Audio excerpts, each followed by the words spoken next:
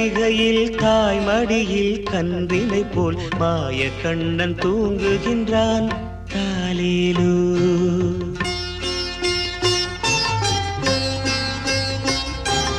ஆயர்பாடி மாளிகையில் தாய் மடியில் கன்றினை போல் மாய கண்ணன் தூங்குகின்றான் தாலேலோ. அவன் வாய் நிறைய மண்ணை உண்டு மண்டலத்தை காட்டிய பின் ஓய்வெடுத்து தூங்குகின்றான் ஆராரோ.